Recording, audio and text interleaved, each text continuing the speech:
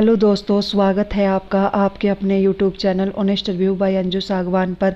जैसा कि आप जानते हैं कि मैंने अपने चैनल पर आचार्य प्रशांत की बुक संबंध और क्या है जीवन का रिव्यू किया था। और जब इसका रिव्यू मैंने किया था तभी आपसे एक प्रॉमिस किया था कि इसके हर चैप्टर का रिव्यू मैं आपके साथ शेयर करूँगी। अभी तक मैंने अपने चैनल पर इसके 5 चैप्टर्स का रिव्यू डाल दिया है। अगर आपने अभी तक रिव्यू चेक नहीं किया है तो मैं वीडियोज़ का लिंक अपने डिस्क्रिप्शन बॉक्स में डाल दूंगी। इस वीडियो के डिस्क्रिप्शन बॉक्स में बाकी 5 चैप्टर्स के रिव्यू का लिंक मैं डाल दूंगी, वहां जाकर आप देख सकते हो।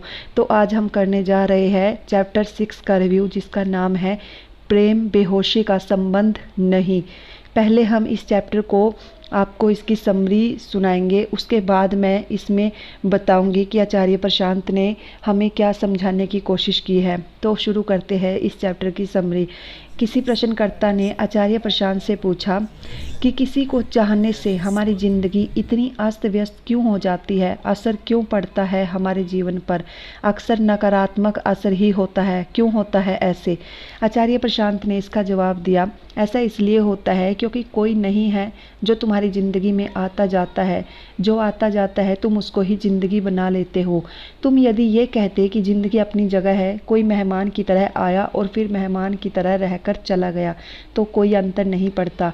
पर यहाँ तो होता ये है कि मेहमान आता है और फिर जब जाता है तो अपने साथ घर ही लेकर चला जाता है। अब तुम खड़े हो और कह रहे हो घर कहाँ गया, अरे मेहमान ही घर लेकर चला गया। अगर ज़िंदगी अपनी जगह हो और लोग उसमें आए जाए तो कोई बुराई नहीं है।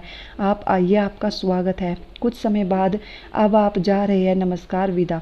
यहाँ तो होता ये है कि जो आता है हम उसी को ज़िंदगी बना लेते हैं। क्यों, वो गाने सुने हैं ना, ज़िंदगी बन गए हो तुम।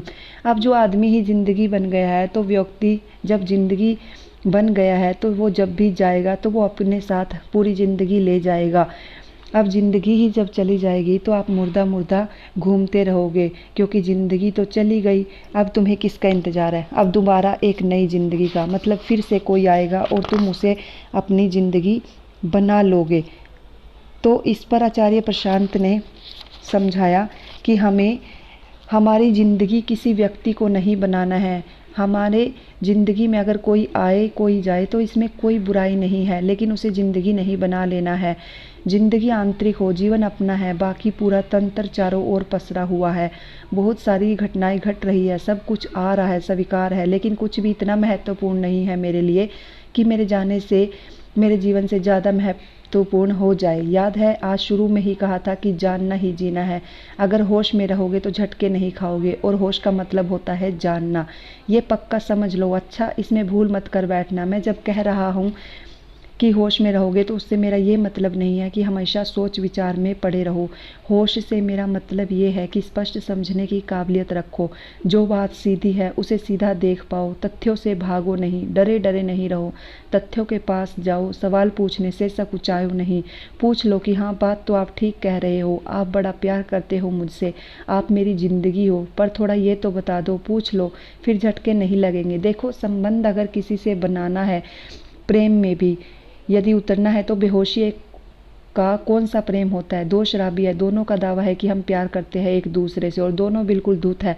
अब वो जब गले मिलेंगे तो दोनों एक दूसरे से टकराएंगे, कभी वो दीवार से अपना सिर फोड़ लेंगे, और अगर आपस में भी गले मिलेंगे तो अपना आपस में माथा फोड़ लेंगे।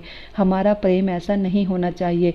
प्रेम के लिए भी तो होश चाहिए, बेहोशी में नहीं। हमारा प्रेम कैसा होता है? जो एक लोरी के समान होता है, एक लोरी जो हमें सुला देती है। प्रेम परम होश है। जो ही संबंध होश का है उसी का नाम प्रेम है। वो तुम्हारा चाहे तुम्हारी किताब से हो, पालतू जानवर से, पौधों से, पेड़ों से, पूरे अस्तित्व से, या किसी व्यक्ति से। संबंध जागृति का रखो, ये नहीं कि बस जुड़ गए। क्यों जुड़ गए वो पता नहीं, बस एक आदत सी थी और जुड़ गए। इसमें इसको क्या आनंद मिला? कोई आनंद नहीं मिला। कुछ रखा है इसमें कुछ भी नहीं है। तो कुल मिलाकर इस जो चैप्टर का रिव्यू मैं आपके साथ बता रही हूँ, आपको समझा रही हूँ कि इस चैप्टर में आचार्य प्रशांत ने हमें एक ही बात समझाई है कि हमारा जो प्रेम है वो होशो हवास में होना चाहिए। हमारा प्रेम बेहोशी का नहीं बल्कि होश में होना चाहिए। कहते हैं कि प्रेम कोई शर्तें नहीं रखता, प्रेम अनकंडीशनल होता है। ये कैसा प्रेम है जो कोई शर्तें नहीं रखता। आचार्य प्रशांत भी कहते हैं कि प्रेम में शर्तें ज़रूर होनी चाहिए, क्योंकि एक प्लेटफॉर्म की कुर्सी में और एक शासन की कुर्सी में यही फ़र्क होता है। प्लेटफॉर्म की कुर्सी पर हर कोई बैठ जाता है, लेकिन शासन की कुर्सी शर्तें मांगती है कि इस पर सिर्फ राजा ही बैठेगा। इसी प्रकार हमारा प्रेम भी होना चाहिए। प्रेम वो हो जो हमें आज़ादी दे, ये नहीं कि हमें बंदिशों में बांध ले। सिर्फ हमसे मोह हो उसे प्रेम नहीं कहते, वो सिर्फ एक मोह है। जैसे एक बड़े पेड़ को बोनसाई बना लेते हैं।